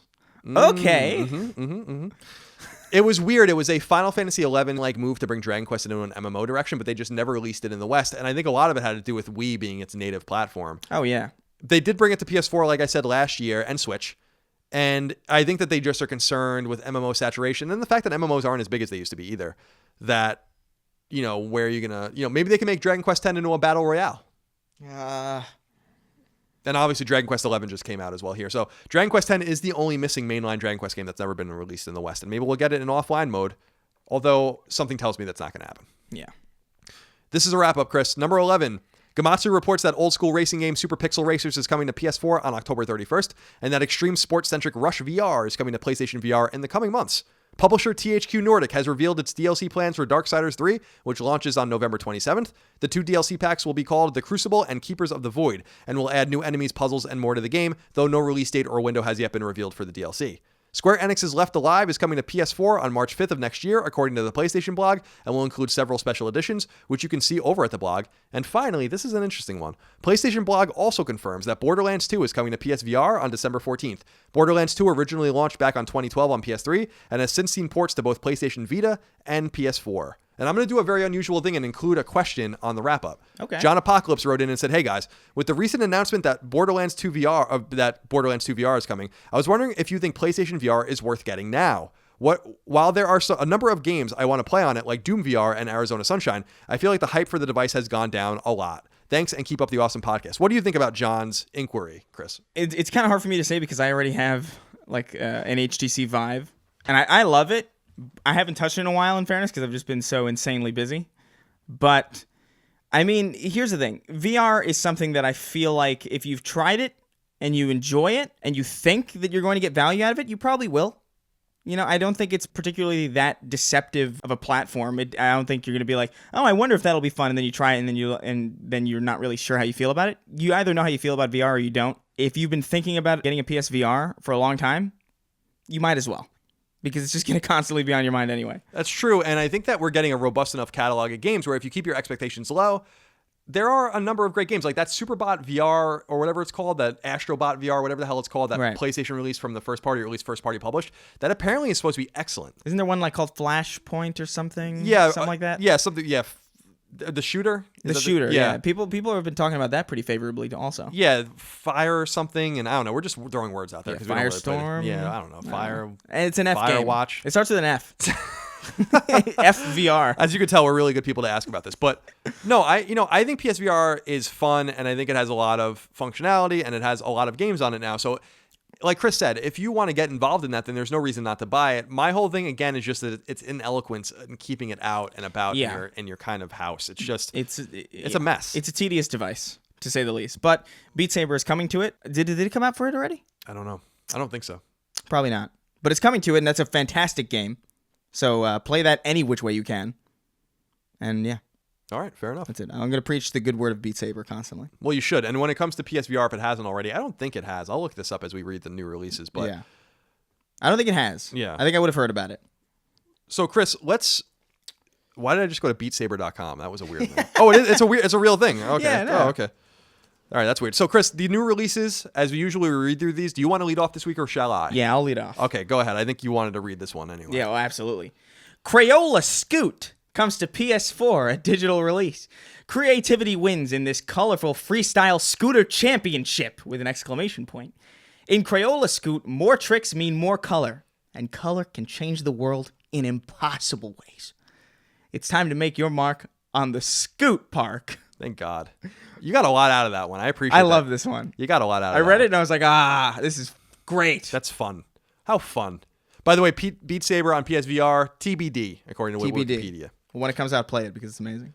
Well, we'll read it right here, and I'm sure we'll have a fantastic write-up. Yeah. In the meantime, Drone Striker comes to PlayStation VR. Artificial intelligence has been developed to replace police and military to uphold world peace. But the AI defense network became self-aware and judged that humans were the largest threat to this world. How unique of a plot device that is. It is. Fast Striker comes to PS4 and Vita. Fast Striker is a 2D vertical shoot-'em-up. Blast through 6 action-packed stages and encounter huge boss battles. 4 game modes, an elaborate scoring system, and adjustable screen and control settings will bring back classic arcade memories. Right on, right on. For Honor Marching Fire Edition comes to PS4. Join the fight as a knight, Viking, samurai, or Wulin warrior, and fight for the survival of your people. Play in a variety of thrilling modes, including PvP, story campaign, PvE, and co-op. Gnome's Garden comes to... I'm getting great ones. You're getting good ones. Gnome's Garden comes to PS4. Head out with the gnomes on a journey in this exciting fantasy strategy game, Gnome's Garden. Construct buildings and manage resources. Use powerful magic and restore ancient magical gardens. I'm going to pass on that. Halloween Forever comes to PS4 and Vita. It's a Friday release. Something mysterious is happening in the pumpkin patch this Halloween. You control Pumpkin Man, a humanoid pumpkin thing animated by occult forces on a quest to discover why things are so creepy. And you vomit candy corn. Oh, that's a premise. Heavy Fire Red Shadow. These feel like 90s movies. Heavy Fire Red Shadow comes to PS4. In Heavy Fire Red Shadow, tension between a bold North Korea, which has managed to unify with South Korea entirely on its terms, and the United States has gone beyond its breaking point. That is literally the plot of Homefront. I was going to say that's literally the plot of Homefront. It's a good premise, honestly. It is. It's great, but we already have it, George, as you might say in Seinfeld. The Jackbox Party Pack 5 comes to PS4. It's the biggest party pack yet with 5 party-saving games, including the return of the classic pop culture trivia mashup You Don't Know Jack. Use phones or tablets as controllers and play with up to 8 players, plus an audience of up to 10,000. I actually really like those games, and I like that you use your phones to play them. I think they're really cool. Yeah. No, Makes it very accessible. They're really fantastic party games. Lego DC Supervillains comes to PS4 and retail. It's good to be bad. Players will create and play as an all-new supervillain throughout the game, unleashing mischievous antics and wreaking havoc in an action-packed story. Unleashing mischievous. Unleashing mischievous. That's a weird combination of syllables. Yeah, that's when you know people aren't reading their words aloud, which you should as you're writing them. And I feel like the Lego games are becoming more quiet in terms of their release. Yeah. Like, are people tired of them now? I mean, I'm surprised that it took this long, to be honest. Like, not that they're bad games or anything, but, I mean... They're fine. How many of them could there possibly? I agree. How many red bricks can a man possibly find in his life before he's no longer a man?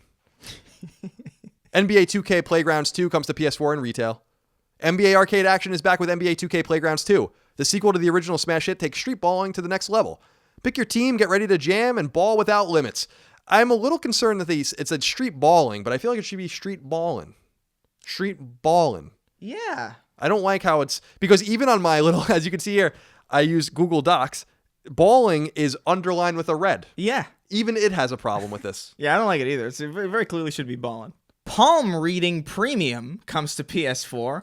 Palm Reading Premium is the most luxury and professional palmistry and chirology software out there. I guess. Is that what that word is? Chirology? I guess. That's I've never that's heard how that I word would in read my it. life. Yeah. I'll look it up for you. You can use it to analyze, read, and master your palm lines, and palm fingers without knowing anything about hand reading. Oh. What? I don't understand what that means. You know what that means? You know what that means, Colin? Game of the year. Yeah, it could be. We were talking about how Red Dead Redemption 2 is a game of the year Doesn't slam have a dunk, chance. but I think we're... Yeah, it doesn't have a chance against palm reading premium. The study of the hand is chirology, Okay. according to Merriam-Webster. But that's how it's pronounced. Let's see. I'm really paranoid about pronouncing words. Hold on a sec. What? Chirology. Sweet. Nailed it. Chirology. Chirology. This is the ghost of Stephen Hawking. We have a little too much fun on this show. Phobos Vector Prime, the first ring comes to PS4. Discover the origin of the Renegade faction with its leader, J.L. Brown, in the first single-player campaign of Phobos Vector Prime, the frenzied third-person shooter arcade. I don't know why, when I was reading that and looking at that earlier, I'm like, I kind of want to play that. Especially because I wonder if Phobos is a reference to the moon. Isn't Phobos and Deimos the two moons of Mars? I wonder if it has any reference to that. No, I mean, I feel like it has to be, right? Presumably. Yeah. Okay. Okay. Pipe. just Pipe. Just Pipe. Pipe comes to PS4. Pipe is a physics-based BMX experience designed to simulate realistic BMX motion. Perform over 50 aerial stunts, grind any quarter, and get big air in the pipe. Holy moly, they could have come up with a better name than that. Yeah. Resonance of Fate 4K/HD edition comes to PS4. It's a Friday release, and it says the fate-changing multi-gun battle RPG is back with the new 4K/HD edition. Get involved in acrobatic gunfights while determining the destiny of a devastating Earth. I remember playing that for a little bit back in the day. Don't remember anything about it, though, so can't give you any advice. No. This next one actually sounds kind of interesting. Hit me. Riot Civil Unrest comes to PS4. It's a Friday release, and it says Riot Civil Unrest is a riot simulator that places the player in the heart of some of the world's most fractious clashes. It reminds me of State of Emergency, that old Rockstar game that came out between GTA 3 and Oh my God, Vice wow. City. That's old. That is old, and hopefully it's better than that. That game was terrible. The only reason anyone bought it was because it was advertised in GTA 3 in the instruction manual. That's why I bought it. Yeah. Sinner Sacrifice for Redemption comes to PS4, and it is a Thursday release. Rise from the depths, a crumbling kingdom, and to the challenge of defeating increasingly difficult demonic bosses. That makes no sense. That's what it says. Rise from the depths, a crumbling kingdom, and to the challenge of defeating increasingly difficult demonic bosses. I didn't write that. I copied that from the PlayStation blog. Choose aspects of yourself to weaken before defeating the avatars of sin. Rise from the depths, a crumbling kingdom, and to the challenge of defeating increasingly difficult demonic... Like, He's having an aneurysm. Anyway. I saw one of Colin's eyes just like bleed a little bit.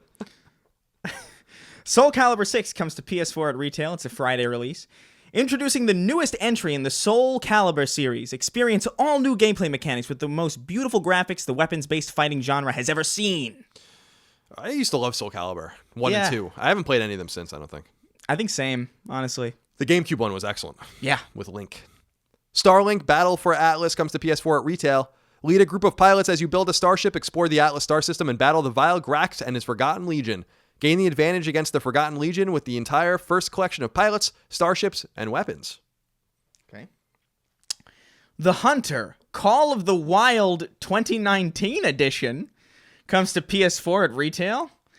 Experience the thrill of the hunt in a visually breathtaking, technically groundbreaking, vast open world. There's two breakings and there's two like aching. Yeah, it's too many takings and breakings and achings. Yeah, it's a lot of aching. Yeah.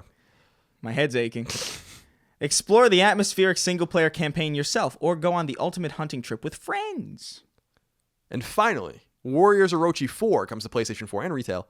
A dream collaborating starring heroes from Dynasty Warriors and Samurai Warriors. It's quite the dream. Introducing magic to the series, you can now experience even more thrilling and intense Musou action. Omega Force is at it again, Chris. Look at that. All right. That was a pretty good one. Let me look here back at this list and see. I would assume... I don't know if I would recommend any of this stuff. Crayola Scoot, easy. Yeah, all right. Chris's recommendation is Crayola Scoot. The Jackbox Party Pack 5, I'm sure, is going to be good. Oh, yeah, that's an easy recommendation. I don't know if I can speak to any of this thing. Pipe. If you want just a game with they looked around and they're like, pipe. That game sounds fine. It's just such a weird name. Yeah, it's a bad name. So I guess SoCal 6 will probably be good. Nothing here for me this week. All right. All right, for reader mail, because I put so much of it in the questions, there are only 6 questions this week that we're going to finish the show with, if that's all right with you, Chris. Sounds fine. Tim Gornell wrote into us and said, "Greetings, Colin and Chris, longtime following, recently signed up to Patreon for the great work you do here. Thank you so much, my friend. Appreciate you. And remember, you can support us at patreon.com/ColinsLastStand to submit questions, just like Tim did.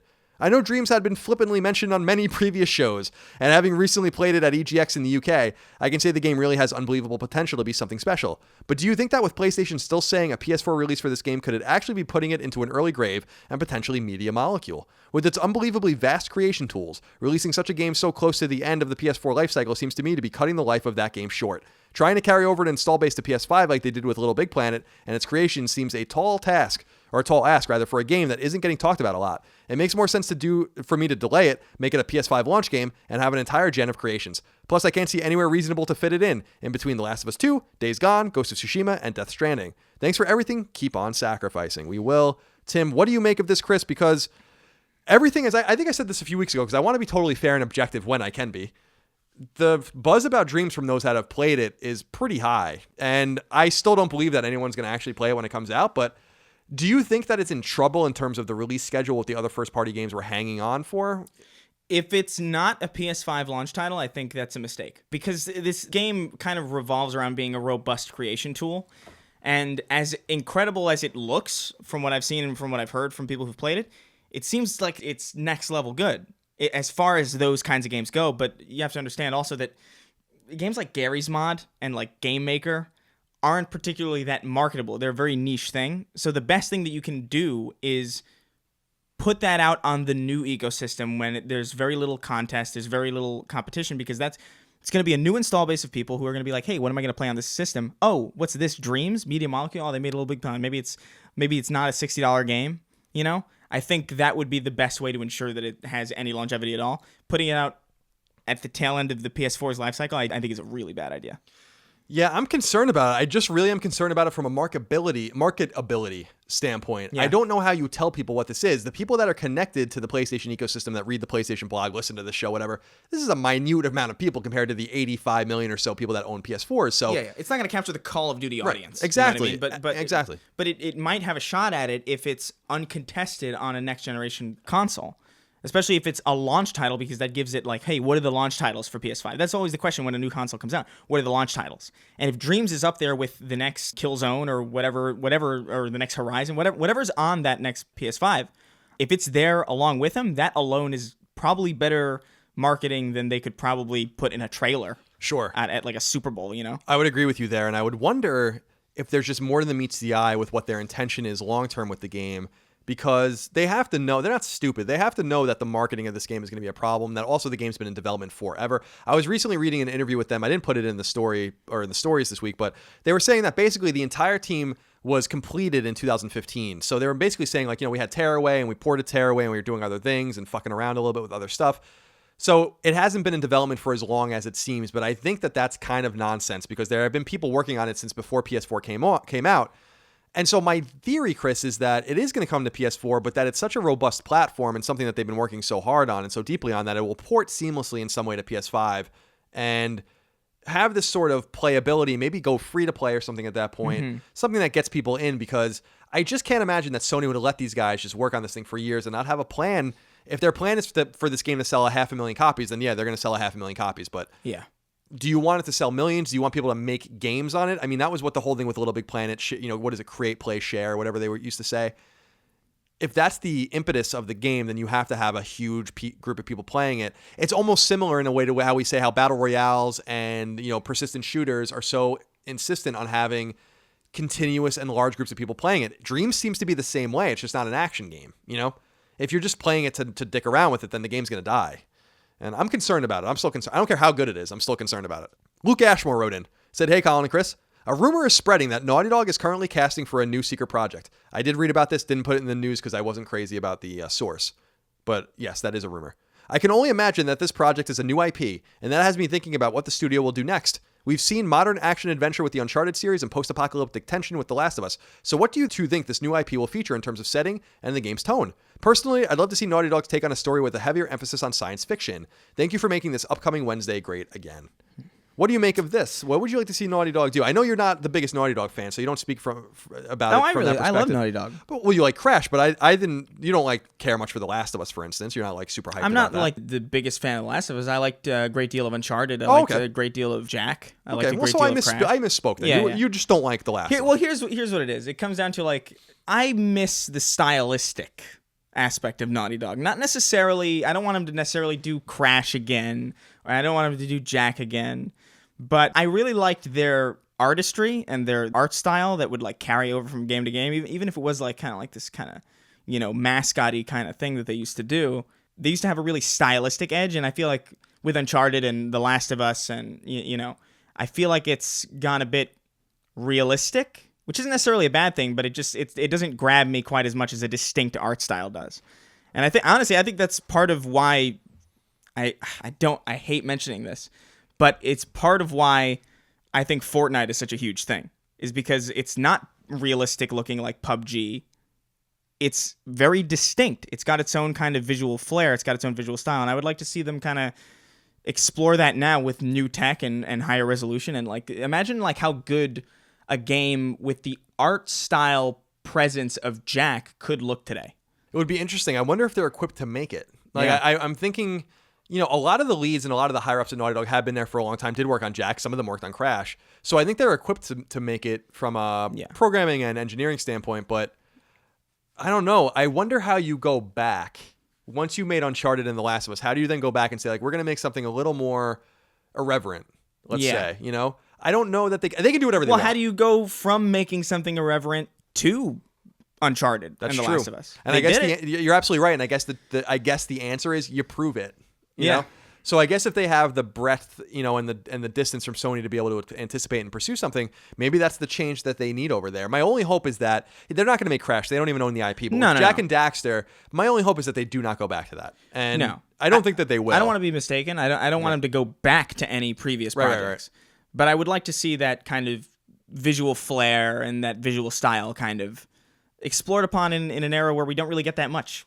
There's really not a lot of games that don't look, hey, look, that's realistic. Like Metro's coming out, The Last of Us 2's coming out, Days Gone's coming out, Death Stranding's coming out, and they're all, they all look cool and unique and interesting, but it's just kind of this realistic art style kind of approach. And, I miss the visual flair. Sure. Of particularly of Sony PlayStation games. Sure. No, I think you're on to something there, Chris, because we do lack that when you really think about it. We know we lack that from the first party, that they've gone in a very realistic third-person action direction. Yeah. But yeah, we do miss that. And I think as the consoles have become more sophisticated and more powerful, I think that everyone's mind in development scenes, or much of the development scene, I really should say, has gone to like, how can we make this realistic? Yeah. And not how can we leverage the power to make something beautiful? Yeah, exactly. And you can have both, obviously, and you do have both. But yeah, that's interesting. You're absolutely right. I would love to see something like that. Think like Borderlands. Yeah, like Borderlands, or I guess more recently with Insomniac's Sunset Overdrive. That was very clearly not a realistic looking game. But it was fun and it was neat. It was like a breath of fresh air. Even the reveal trailer for that game was kind of taking the piss out of modern, like realistic, gritty kind of art styles, So, yeah. It would certainly get Naughty Dog a lot of attention by doing something like that, especially if they split into two teams again like they did with Uncharted 3 and The Last of Us, and we know that they're doing something serious and something not serious. I will say that there was some rumors that, and I don't know the veracity of them, but there's that fake IP in The Last of Us about the... it's like posters and comic books that apparently like maybe Joel's daughter liked or something. I don't know what it is. Or Ellie asked questions about that's like Starship something, or it's like some sort of space adventure that they see posters of. And there were some rumors that they were like wanting to make that into something. That would be awesome. Which would be cool. I would love to see a sci-fi Naughty Dog game. That's actually that'd be sick. Death Stranding sci-fi, but that is missing. Death Stranding, I feel like is more surrealist. It's definitely sci-fi, but it's like shadow walking demons. Yeah, you're right. It's not exactly literal sci-fi. I think that's something we're missing from the first party, Yeah. So very, very well done. I like your answer. Isaac Senis. I think I actually didn't put all the letters in your name, so I'm saying that wrong. Greetings, gents. I would really like to hear your thoughts on the original Dark Cloud or its sequel, Dark Chronicle. We knew it as Dark Cloud too.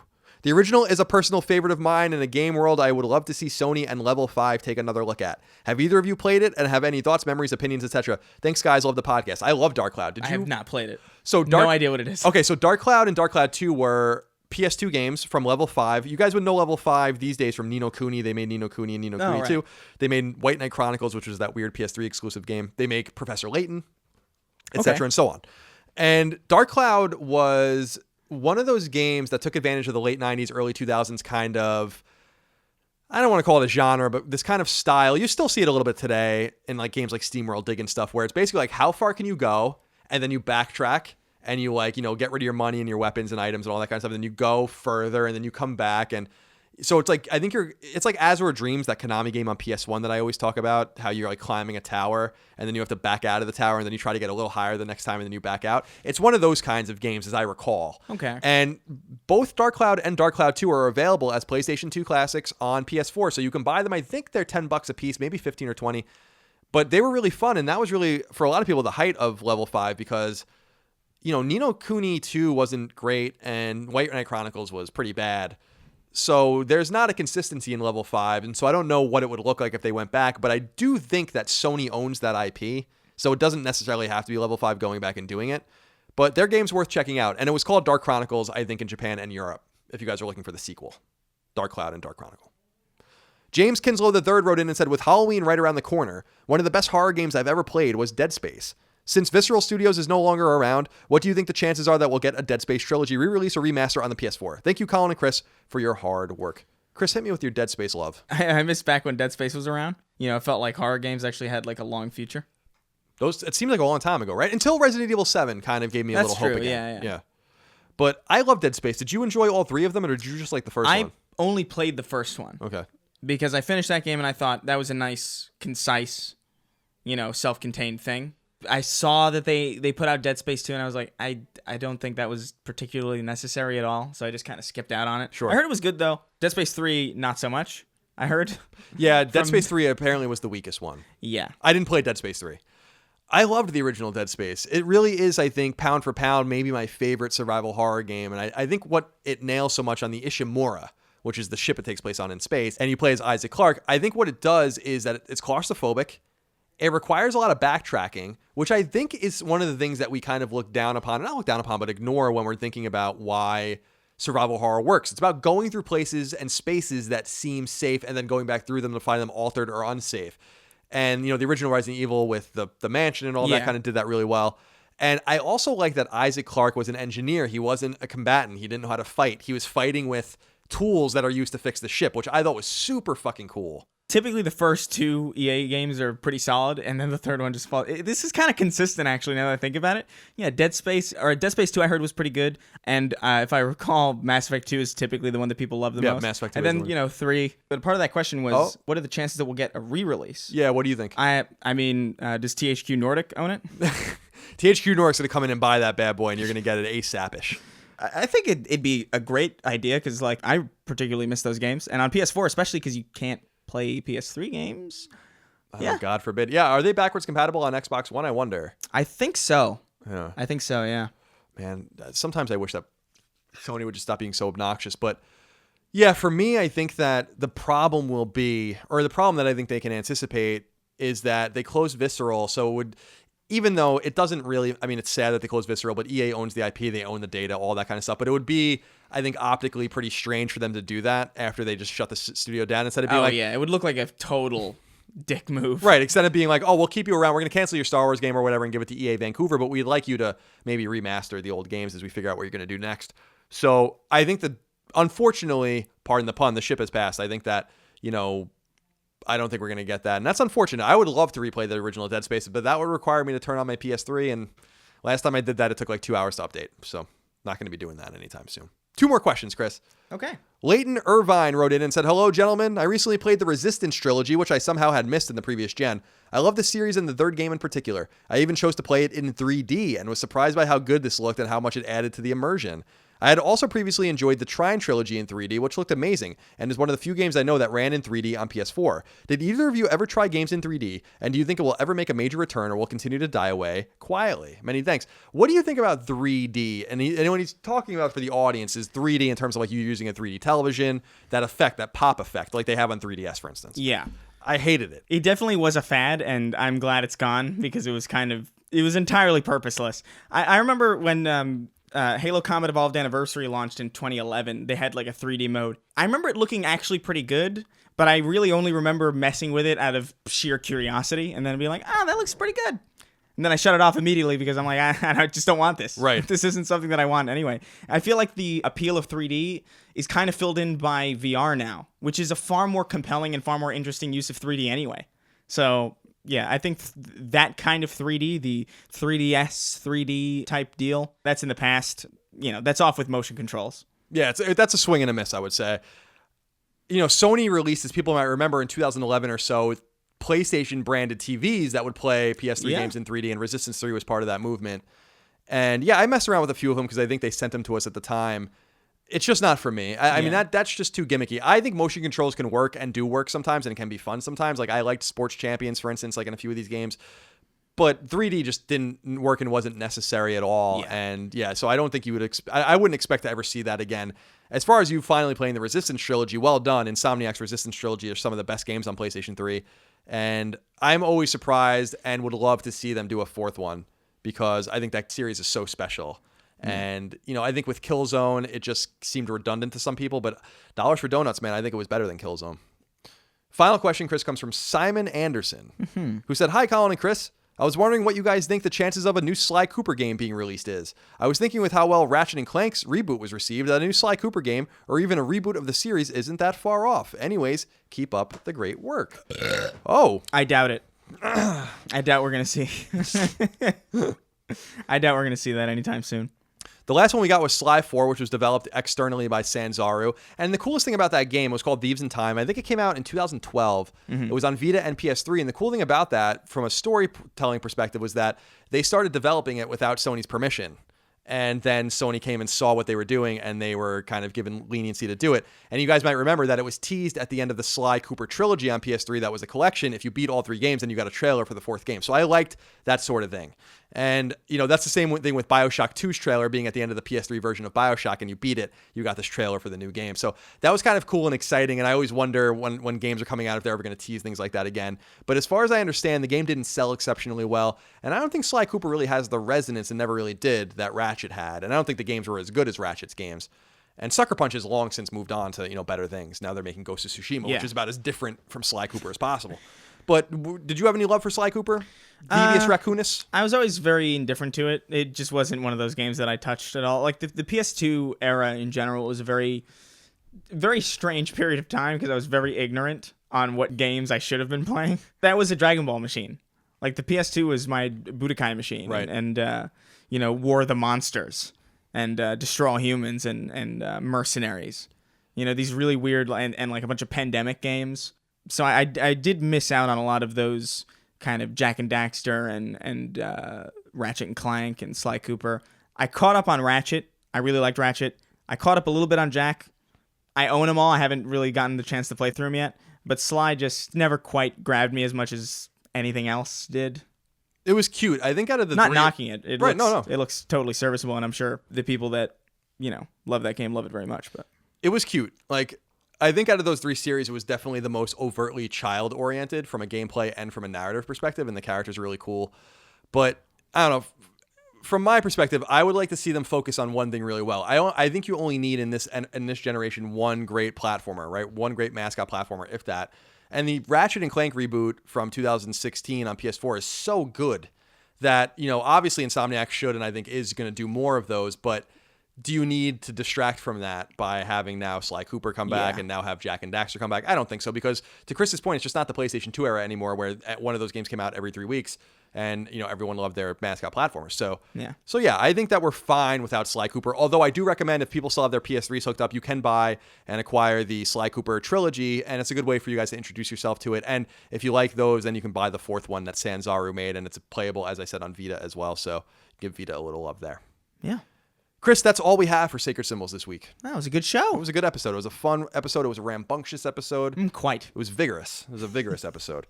I appreciate your time. I again thank you for accommodating my schedule. Oh, of course, man. I of course thank everyone out there for accommodating us as we're just a day late with this on Patreon. Although for the many tens of thousands of you that listen to it on free feeds, this will not affect you at all. But nonetheless, I am very tired because it's been such a podcast heavy few days for me. So I'm going to edit this bad boy and I'm going to get some slumber in there. That's probably a good slumber. call. Yeah, definitely. What are you going to do this week? You have anything exciting planned? Any games to play and whatnot? Just birthdays. Oh. Just birthdays and some get-togethers with friends. I know Lacey's birthday is soon. Cool. So we're going to do something for that. But mostly it's just editing. I filmed a bunch of stuff in bulk so that I would have stuff to edit. So I'm probably just going to go home and edit and hopefully not forget to eat. Oh, okay. Because that happens every now and then. No, I understand that. I only ate a little bit yesterday as opposed to a lot, which is what I usually do. What makes the work that I've been doing the last few days even sadder than it already is that my birthday was on Sunday. Was it really? Yeah. What? Yeah, it's true. Happy late birthday. Thank what the you hell? so much. Thank you. Well, I usually don't like to say it, but it's so... I was talking to someone, I think it was actually Aaron, where I was like, it's so sad that I actually talked to my dad on the phone. He called to wish me a happy birthday on Sunday. I was watching the Jets game, and he was like, what are you doing today? And I'm like, oh, we have a lot of work to do. And he's like, it's your birthday. And I'm like, oh, I just got a lot to do. It's just another day. I'm just another day closer to death. Ashes to ashes and whatnot. Yeah. So, but yeah, I forgot Lacey's a Libra. Libras are great. Of course, I am one as well. Was this like one of those horoscopes? Horoscopes, yeah. I forgot the word already about the palm reading. I've already lost track of that we were talking about earlier. So otherwise, I'd be very clever and call back to that part of the episode. But anyway, we'll have fun with your birthdays, and we'll reconvene next week for another episode of Sacred Symbols, which will be a lot of fun. Hopefully, I'll actually have time to play a game in between now and then. I suspect that I will. And we appreciate you guys and your love and your generosity towards us. Remember, you can support the show on Patreon at patreon.com/ColinsLastStand. If you do so at varying levels, you get special perks, including the ability to submit your questions, comments, concerns, thoughts, and ideas to our show, get early access to every show ad-free, 3 days early. It also supports the other shows I do, exclusive podcasts, etc. So please consider it. If not, leave us nice reviews on iTunes and Google Play, etc., because it helps us algorithmically find new audiences. We'll see you next week for more Sacred Symbols. Thank you so much, guys. Take care.